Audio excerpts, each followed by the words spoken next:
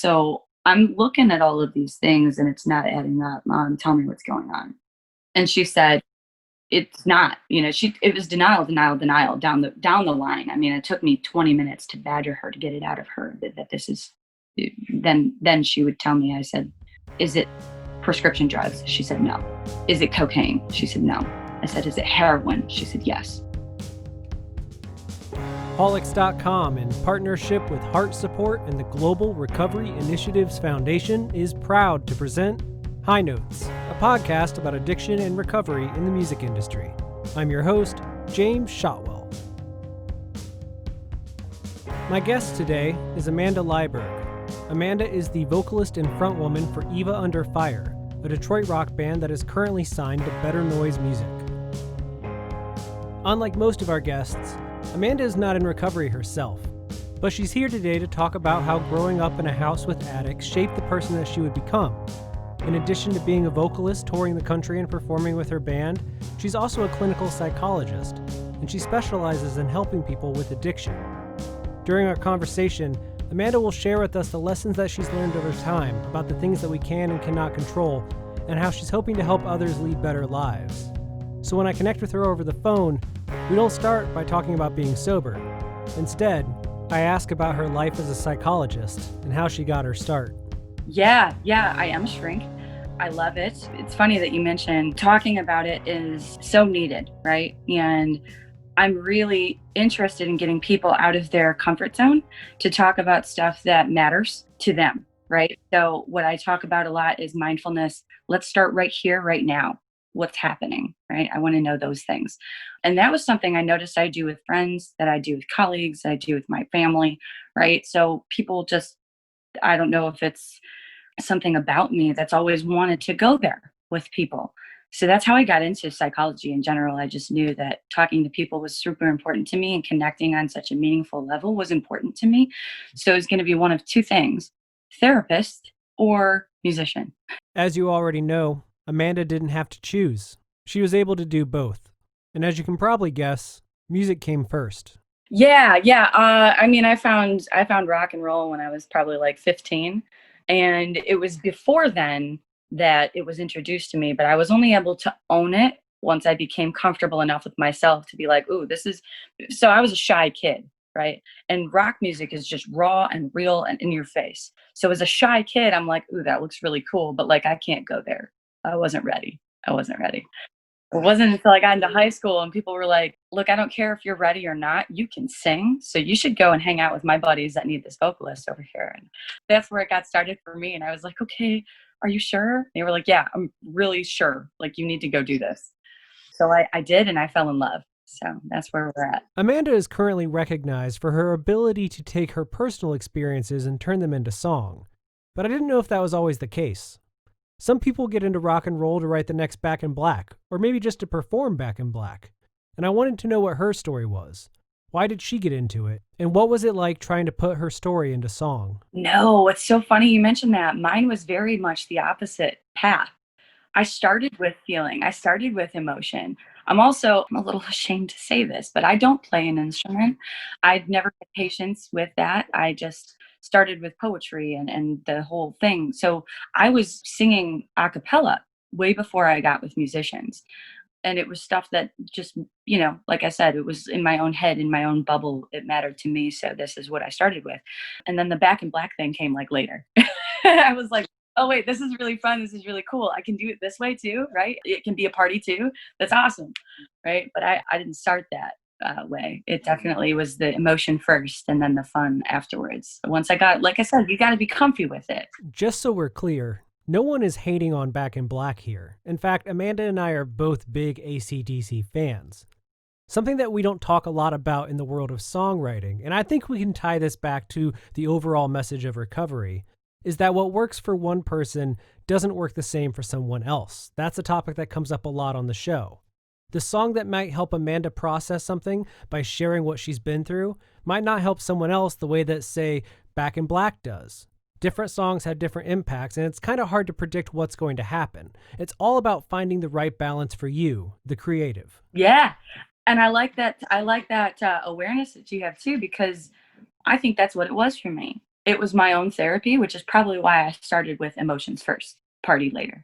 Many of you listening may have never heard of Amanda before, and you probably don't know her story. So before we go any further, I wanted to go back to the beginning, to allow Amanda to have the space needed to share her experiences, to tell us what set her on the path to becoming the woman that she is today.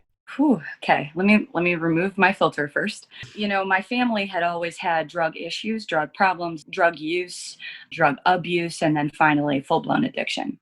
When I was young, my parents were the very much the back in black party music, drugs, sex, rock and roll, the whole thing, because they grew up and they were like 80s kids, but like young adults in the 80s, right? I just came around in the 80s, but that was my parents' generation. So it was like, Scorpions and Black Sabbath and Led Zeppelin and, Motley Crue and just, which was amazing. But for them, that was their coping skill. And then it just spiraled out of control, which I think a lot of people had experienced at that time. And so my generation experienced the fallout of that.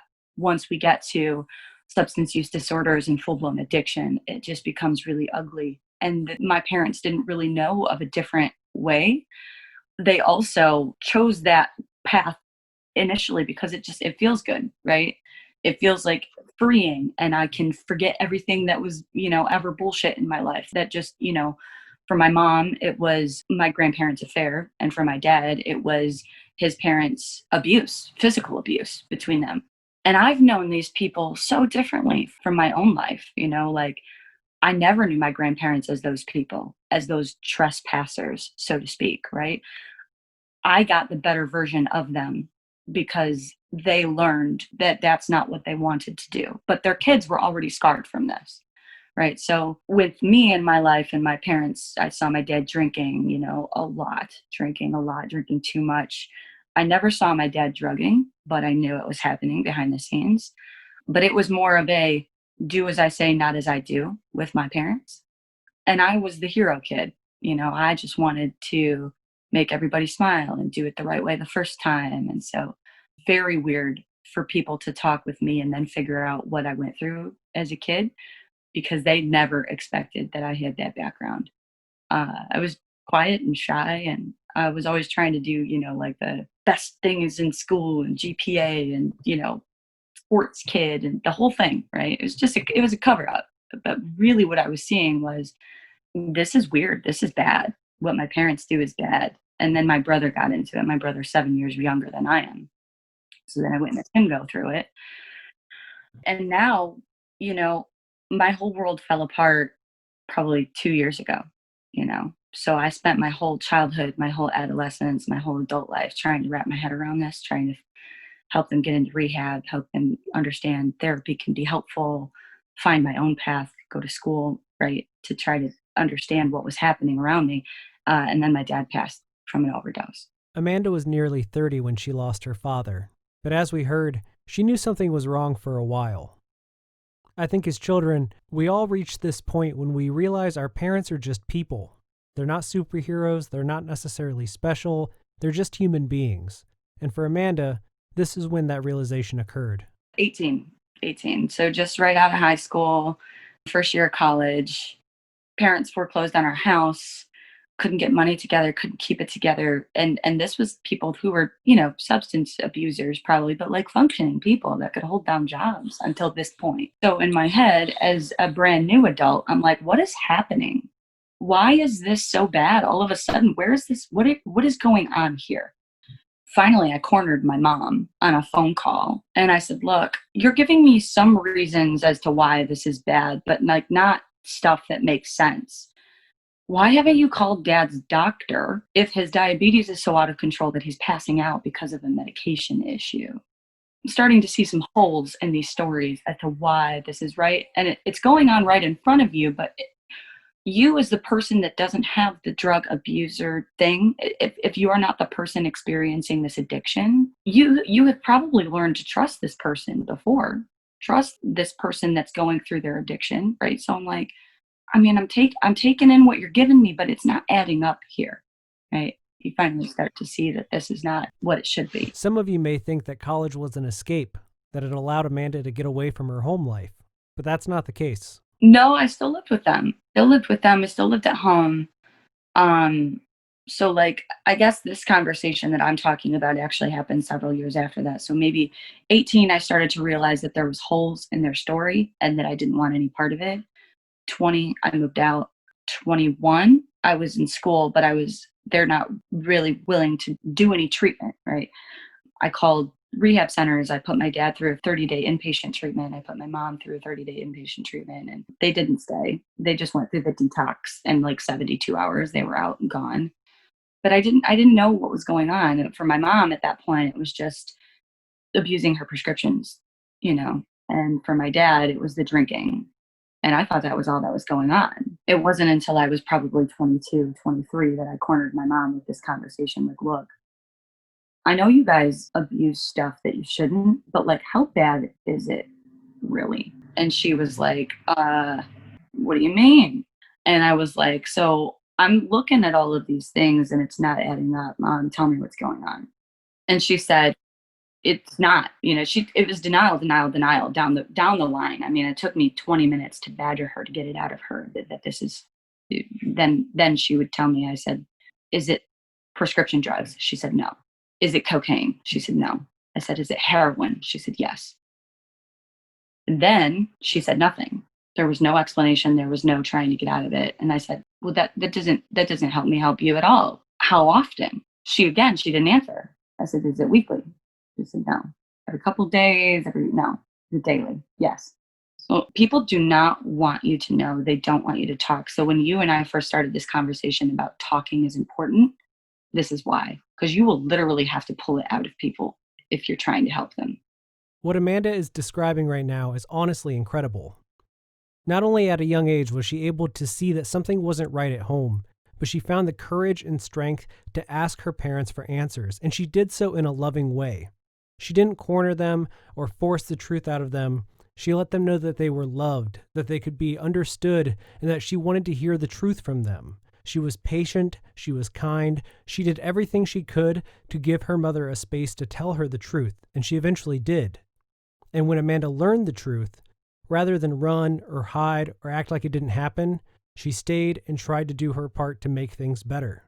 And I wanted to know how she found that strength and what was going through her mind as these revelations came to light. Yeah, that's a big question, right? Because I think there's so many dynamics that play into the situation even before we got to that conversation with me and my mom, right?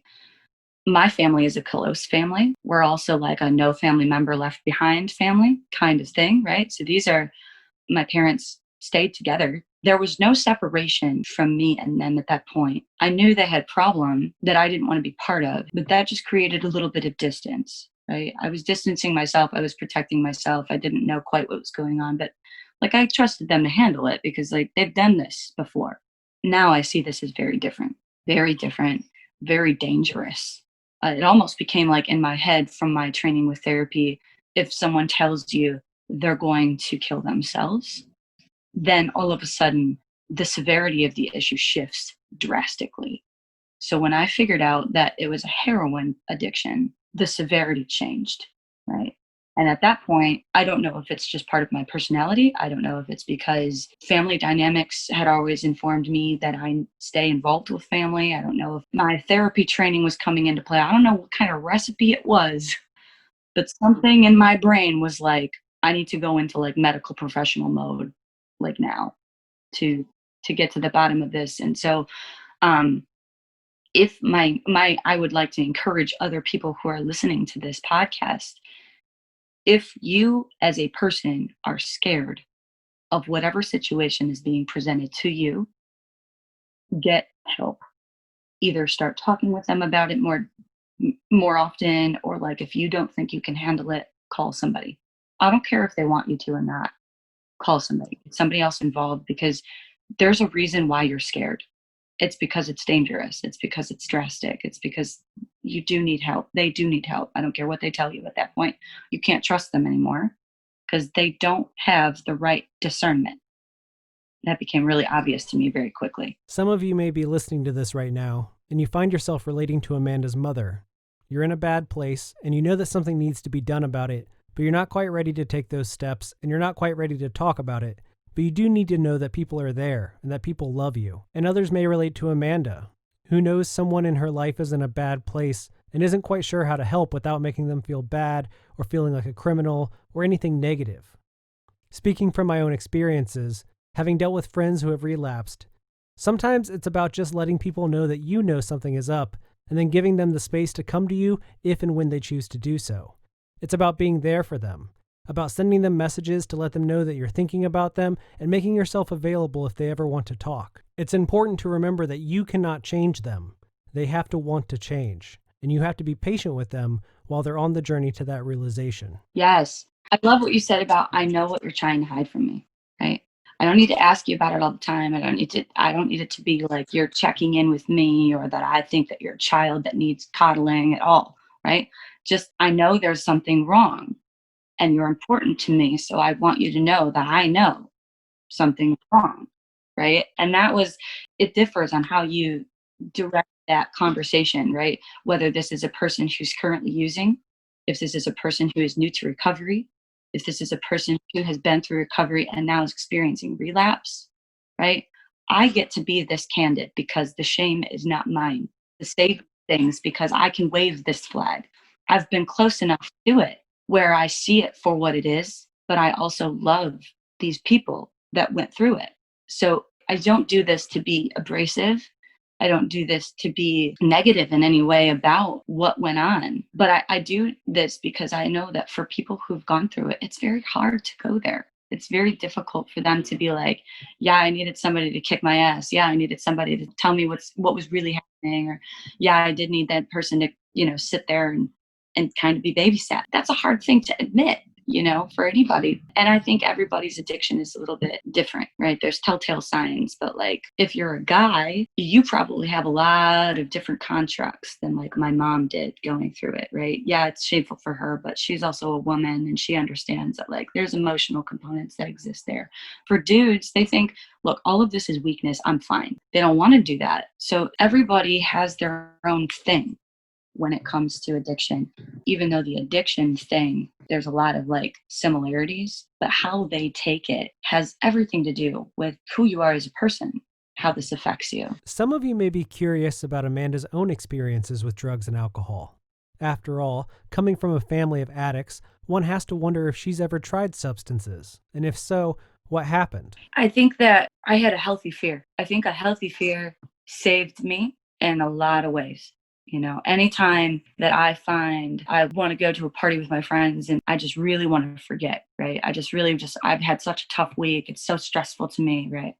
I could really use probably about 6 margaritas right now. Nope, shut that down. You know what I'm saying? Like, all of a sudden there's this thing in my brain that comes and hits me square in between the eyes and goes, why do you want this as a coping skill though? You should be able to just enjoy this beverage whenever because you went to dinner with a friend or because right? So I'm always interested and always checking myself on the why I want to do this right now, right? Fear helped me because I've honestly never tried cocaine, heroin, hard drugs just never even came into play for me because I saw it and it scared me to death. And I'm glad for that. I think there's something to be said for when you have a healthy fear, then it does serve you for a purpose of protection, right? There's something about that old saying, the fear of God. Why do they say that? Because it serves you. It's supposed to be fearful. You're supposed to fear it for protection. I'm grateful because I have drank alcohol before. I don't honestly know how easy it is to slip into addiction, right? Is it something about this drug that just grabs you? And how quickly does it only ever take once? I don't know. Maybe for liquor, it's a little bit different than like heroin. Okay. Heroin, highly addictive substance. You try it once, you just hit the euphoria button. It's like everything that you could ever want that was ever good in your life multiplied by 10 and then served to you on a silver platter. Like, don't even go there because you will like it and it will ruin things. Everything, potentially. Sometimes it's weird to think about how different we all are. For some people, the first sip of alcohol feels like coming home. It's something that they know that they will always do because it just feels right. And for others, they hate the taste of it, almost immediately. And still others hate the taste but try to make it work because it's the social thing to do. We all have unique experiences, which means that we can't really know what will happen until we try something, but often that's too late. Yeah, you can choose in the sense of when I saw it, I was afraid, and when my brother saw it, he was intrigued. Amanda brings up her brother several times in this conversation. As the older sister, 7 years his senior, she wanted to protect him, but as she learned growing up, he was trying to protect her. Yeah, so what I didn't realize then that was happening is that my brother was keeping my parents' secret from me. He saw me as Amanda doesn't need to worry about this. She shouldn't be involved. I've got this, right? I'll just take care of mom and dad.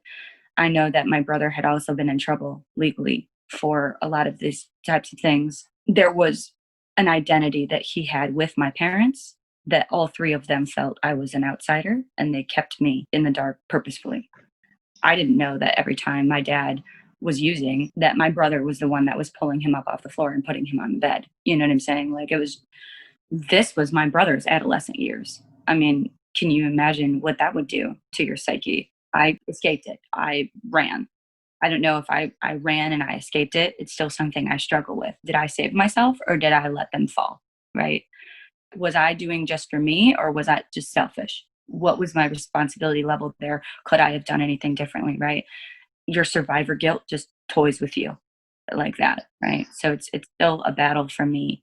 At what level did I abandon my family to just like implode on themselves? Should I have known before? What should I have been asking, right? But that should have, could have, would have game happens to the best of us. I mean, whether your person is ill, whether your person passed, died, I think that a lot now. And I've had conversations with my brother like that where I'm just like, Niagara Falls in tears. I'm so sorry I left this to you. You're younger than me. I should have protected you. Like I'm the bigger sibling, all these things. And he was like, man, like, I hid it from you. I didn't tell you. It was intentional. Like I didn't want you to come save me. He was using cocaine with my mom and picking my dad up off the floor. Like it got bad. It got bad. It got really bad. And I didn't know because I wasn't at home. Amanda is describing something similar to survivor's guilt. This idea that you're not special, so why should you not suffer as much as everyone else? Why did you survive the plane crash? Why weren't you an addict like your family? Why did you walk away from the fire but everyone else was burned? These are the kind of questions that really have no answers and can drive some people to doing disastrous things. But thankfully, in Amanda's case, she was able to channel all of her frustrations into helping her family, including her brother. My brother's 25 and he still has some work to do. But the best mistake my brother ever made was having his daughter. And he and his girlfriend's a saint. I don't even know what we would do without her. She just knows, and she's been through a lot too. She knows that my brother needs a keeper, for himself right now. And he has awarded her that space in his life where he's like, look, I have a really bad record of making decisions. So like if I make this decision, can I just have you check that for me? Like figure it out. Can we like talk this out? So because I don't trust myself, and I think a lot of people who are new to recovery and people who know they have a problem, right? The first thing in every recovery step ever is understand that you have a problem, admit that you have a problem, right? So when my brother went through that, the first person he gave that to was his girlfriend. And she was like, I agree. I'm going to help you make these decisions. So the first thing I need you to do is stop drinking a fifth of liquor every day because you're yellow and it's not going to be good. So he got sober. This was probably like 2 weeks ago. And my brother's gone up and down, right? He has the ability to control himself in the sense that I have seen him not drink for upwards of a year before. I mean, there's been patterns, right? But he's got this, so I don't know. Is that full-blown alcoholism? Is it substance use disorder? I think it's more so that because this is his coping skill, right? It's a tough thing because when he falls hard. I mean, a fifth of liquor will kill you. And, for him, coming down from that detox, like medically from alcohol, your body responds differently to that than it does any like cocaine. It's out of your system pretty quickly. Heroine's out of your system pretty quickly. Your system becomes dependent on alcohol and it can create medical issues when you detox by yourself. So he was hospitalized. He's working on it. He's been sober now for, think he's probably going on 2 weeks, like I said. So he has a different way of experiencing his fallout. This is the start of a good thing for him. I think there is a myth that exists outside the world of recovery where people think that all someone needs to do to clean up their life is seek help. All they need is a great rehab center or a great AA group or a great NA group, and everything will be different. But that's not really the case, as Amanda explains here. I think this is the moment where I want to encourage people, if you're in recovery and you're listening, be kind to yourself. I don't want you to think that one relapse means that you failed. It's always getting back on the wagon. It's just like if you're working out and you're trying to do healthier things, right? You always got to talk about getting back on the wagon. But in my parents' case, one slip, it's scary and it's dangerous and it can mean life or death. And for a person who uses heroin 3 to 4 times a day, you're a coin flip away every time. Moment to moment is important. We understand the severity, but also if you survived it, you should get back on the wagon. If you were blessed enough to get a second shot, take it. My parents always thought they had control. That was their biggest downfall. Oh no, we've been functioning addicts for years. You know what I'm saying? We got this. Not realizing that heroin in and of itself is a very different demon than anything else anyone has ever gone through before. Then you talk about hard drugs, right? Hard drugs is a different zone in many cases than alcohol, than marijuana, than cocaine. Heroin is also one of the biggest problems with fentanyl. 6 grains of like salt. Right? If you can imagine 6 grains of salt, that's how much fentanyl it takes to kill you. Not very much. So when my parents first went through this detox, they had fooled themselves into thinking already that they had control, that they could maintain control, right? I just need to get clean and then we're good. That didn't work. That's where the decision making comes into play. Humble yourself before you die. Get the help that you need. Ask your friends. I don't care how much shame you have to swallow. If you want to survive this, you will need people who care about you to know what's going on. For my parents, the 72-hour thing didn't work. For my mom, it was much better than for my dad. For my dad, he left the rehab center and went to his dealer. It was immediate. I don't even know if my dad lasted the 72 hours. My dad was a prideful guy. My dad was a wonderful guy. But he was a wonderful guy with a very dangerous problem. When my dad passed, it was a fentanyl overdose. My parents had used from the same batch that day. My dad used needles and my mom snorted. So different method. I don't know if that saved her life or not. They used from the same dose. I could have lost both of them. Same moment. My dad didn't survive. My mom did. When my mom woke up and my dad didn't, she panicked. She called the neighbor who used to be a nurse. At this point, addicts, very secretive, fearful, right? Don't call the police. Don't call an ambulance. Don't want anybody here to come here because we've got illegal shit all over the place, right? This is just compacting the problem. But he was already gone. He was been gone.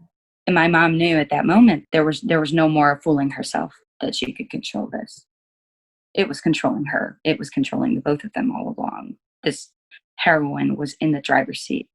And I often refer other people who've never experienced this before to pay attention to the signs because they're so obvious. And I know that we always want to trust our people, but don't ignore your gut. My parents became zombies. I didn't understand. They walked like my people. They spoke like my people. They looked like my people, but they didn't make decisions like I remember. And they didn't do things that made sense. And they had excuses for things and couldn't control money. And so all of those things all contributed, right, to my mom now finally hitting rock bottom because she lost my dad. And that was when we said, okay, you need to quit your job. I don't care what it costs.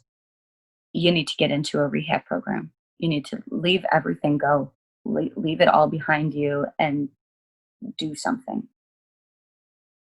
And that's what she did. And even then, it was a struggle. Think about what Amanda just told us. It wasn't her pleading with her mother to get help that changed things, and it wasn't her brother trying to intervene. It was the death of her father, a death that could have very easily been her mother. It could have been both of them. Something about that day and coming that close to losing her life was the wake-up call that Amanda's mother needed. But even then, it still took convincing and support and untold amounts of love to get her mother to work on her recovery. And I think something that we have to keep in mind when people tell us, like Amanda's parents did, that they have things under control, is that they're not just lying to us. They're not trying to convince us they're okay. They're trying to convince themselves. Because admitting that we need help is scary. Admitting that we're losing control is terrifying. And it's really hard to look yourself in the mirror and be honest. You said something important, I think, too, to highlight is when people have convinced themselves that, that I've got it under control. What they're protecting is their friend. Their friend has become the drug. It's become their closest confidant. It's become their closest relationship. It's become their closest coping skill. This is the thing that their entire world has now built itself around this drug. So it's not just that they're protecting themselves from it or that they're fooling themselves about it or that they're fooling their family. They're protecting this thing that they believe they need in order to just exist. That's what the drug changes your synapses in your brain to say, I am now the most important thing ever to you. I'll tell you what my mom's rock bottom looked like. In order for her to even have the awareness that she needed to go into a 30-day rehab program, it was losing her partner, her lifelong partner. My parents were high school sweethearts, so my parents had been together since, of 29 years, 28 years. His death was the start. And then she gets into this 30-day rehab program. She calls her father to come bail her out early. I called and canceled her ride. To this day, we laugh about it because she hated me in that moment. She hated me. I was wrecking her life. I was ruining her life. This is what we call drug-affected behavior. My mom looked at me and said, in a sober moment of clarity, she needed me to understand as a person who had never experienced addiction, she needed me to get it. So she said, I don't know how else to tell you this, but it's horrible for me to say as a mother. But when I make the decision to go get my drug, you don't matter. Your brother doesn't matter. My life doesn't matter. Nothing else is as important as heroin. I don't know if you have kids or not, but I have a niece, and I can't imagine saying that my niece doesn't matter. It shocked me to hear that, but that's how powerful this connection is. So would we say be kind to yourself in relapse? I get it in the same sense of I can't understand you completely. I'm not an addict, but I have been so close to this surface, right? Where I can't imagine having this demon. I can't imagine. Whenever we lose someone, we go through the stages of grief. It's something you can look up online or read books about or listen to podcasts about. Grief is a process, and it takes a long time to go through. But I don't think people really understand how grief changes when you lose someone to addiction. Because not only are you losing someone you love, but you're also losing a battle that you were fighting with or without their willing participation for practically your entire life, or at least it can feel that way. So after hearing how Amanda's mother coped with the loss of her partner and how her brother had eventually found his way to recovery, potentially in light of what happened with her father, how is Amanda doing with everything? It's a strange thing to feel so many different emotions. It's not, grief, you think sadness, right? And that's all you can really wrap your head around. When you lose someone this way, there is anger and anxiety and grief, like sad grief, right? But mostly my go-to is anger. I still have that same problem. I call it a problem because I don't know how else to deal with it, right? It's an honesty thing though about myself. If I'm up here and I'm preaching, talk to people and I'm preaching, be honest, transparent to these people that struggle, then me as a bystander of persons who've been affected, I have to be honest with myself and tell the rest of the world, I still don't have this figured out. It's been 2 years. I have a lot more to go through. I'm just now getting to a place where I have crying spells because before this, my grief was only anger. It was resentment. And still to this day, I talk about my dad.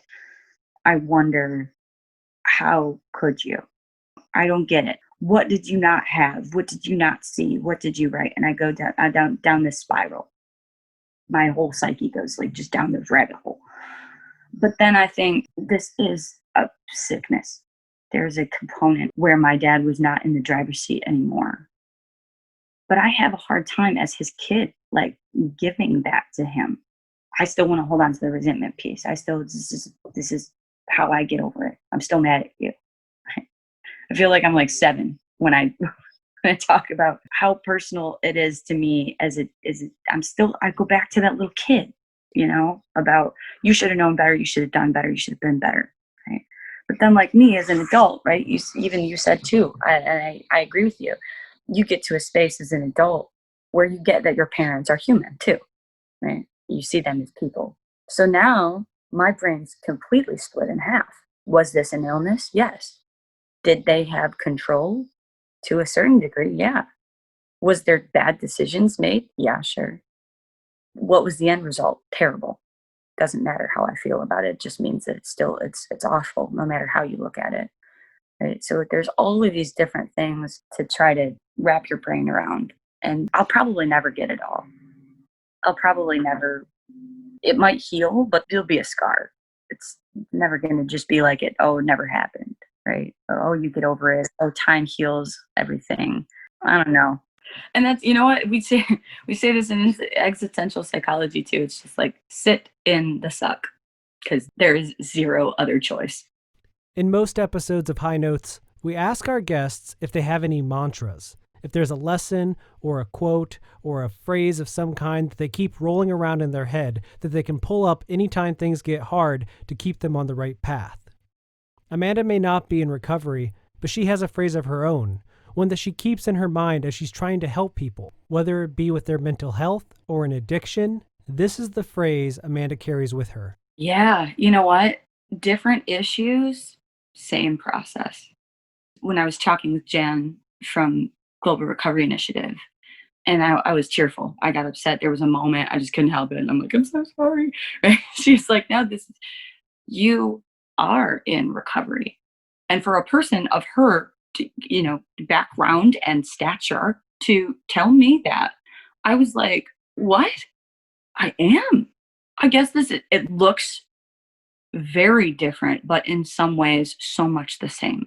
That's why you see like you've got Narcotics Anonymous, and then you've got Family of Narcotics Anonymous, and then you've got Alcoholics Anonymous, and then you've got Al-Anon for the family members, right? You have gone through these things, the experience of anxiety, I have a problem with this that I need to manage now. It's not my addiction, but I am helping navigate addiction. So I'm sort of going through this addiction. That's where I'm saying be kind to yourself, right? When you're angry, and you also have to be able to like say, look, some days I really want to be around you. Some days I really want to be a part of this. Some days I really want to be your person, your daughter, your sibling, your friend, your spouse, whatever. And then there's other days where I'm super triggered and I just can't. I just can't. I don't know how. And I don't want to be mad, and I don't want to be rude, and I don't want to say the wrong things. But what you have done actually happened, and it was hurtful. So you're healing from your addiction, but I'm healing also. And my process is parallel to my mom, to my brother. And even though we're in very different spaces, we're family. This is how we do things. This is what we get. I was part of the fallout, and I have a lot of my own baggage now as a result of that. But it's still going to be a process, that one day at a time thing that addicts preach about all the time. I believe that because even as a person that doesn't struggle with addiction, I have a lot of grief, I have a lot of baggage. I do need to take my own time, one day at a time. I can get on board. I feel that. Amanda is also in a position to help people with her music. And one of the band's most recent singles, Heroine, aspires to do just that. Yeah. So this song is the most personal that I get on the record, without a doubt. There are other tracks on the album too, even that little, the fun party music. It's like one of our songs is called Unstoppable, and it's like my parents' story in my head. That's why I wrote it. But like this song, I was in the studio in tears And I've been working on this record for, the last 2 years since, my dad passed in March. We were flown out to New York in September and had a deal in that January. So everything was very new to me as I'm sitting there in the studio writing this initial record. It had just happened and I had to write about it. I was telling you before that I went to emotion first as a musician. So it just came right back when I was in studio to write Heroine. And I think that for me, being the hero kid of my family, the only person that escaped my household without an addiction, everybody was looking to me to fix it, right? And I can't do that. I hated that I couldn't save them from themselves. I hated that I couldn't fix it. They were giving it to me and I wanted to fix it, but I physically can't. That is the sit in the suck moment. It just is awful, all kinds of awful. When you realize that these people that you love have to figure it out for themselves or potentially die. And when I'm looking at that moment, I'm writing this in the studio and my producer actually left and went upstairs and fixed dinner and did his thing and let me have my moment because we don't know how to process this. I don't want to push your buttons, but she's Niagara Falls over there.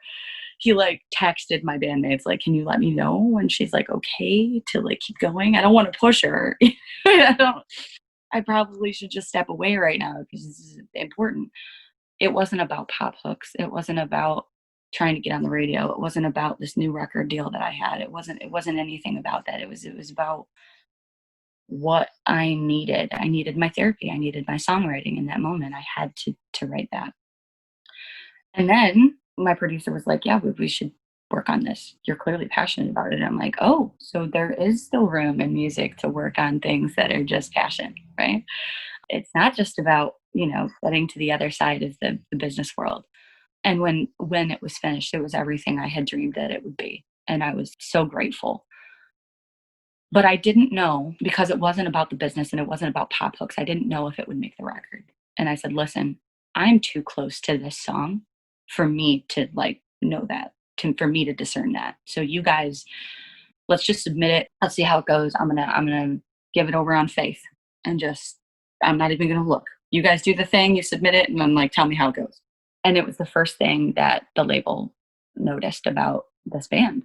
And when we got on the phone with our A&R rep, I was in tears on the phone, and I said, listen, I know you don't know me and I know you don't know my story, but I want you to know how thankful I am that you guys want this, not only for our record, but for this incredible movie with this incredible message, for a flag that I am still waving that is so important to me to wave always. It is cathartic to me to share this stuff.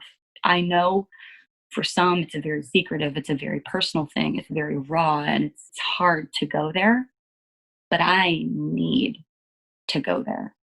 And this movie is going to help me do that. And this song is going to help me do that. And these people who are listening to your wonderful podcast are helping me do that. And I can't thank you enough. It means so much to me on such a personal level to be able to do this and to be able to speak this way about stuff that matters. I didn't know it when we started this conversation, but I think Amanda may be what makes season 2 of High Notes so special. Because our goal with this show is to showcase as many perspectives on addiction and recovery as possible. And who better to help us do that than a person who has witnessed it firsthand and dedicated their lives to helping others. If you need help or you know somebody that needs help, please reach out. The High Notes team is here for you, the Heart Support team is here for you, and our friends at the Global Recovery Initiatives Foundation is here for you. Everyone wants to see you improve. We want to give you the tools to make better choices and live a healthier, long life. And if we can play a small role in pushing you to make that change, well, that would mean the world to us. For High Notes, my name is James Shotwell. The show is brought to you by Holics.com and edited by Landon Defever. Our programming consultant is Laura Haggard. The music for this show was created by the band You, Me, and Everyone We Know, and our artwork comes from the great Nick Ferran. If you would like to connect with High Notes, we are at High Notes Pod on Instagram and Twitter. You can also reach out via Holics.com, that's HAULICS.com. Lix.com. We have a lot more shows coming soon, so please stick around. And until then, take care of yourself, because you deserve it.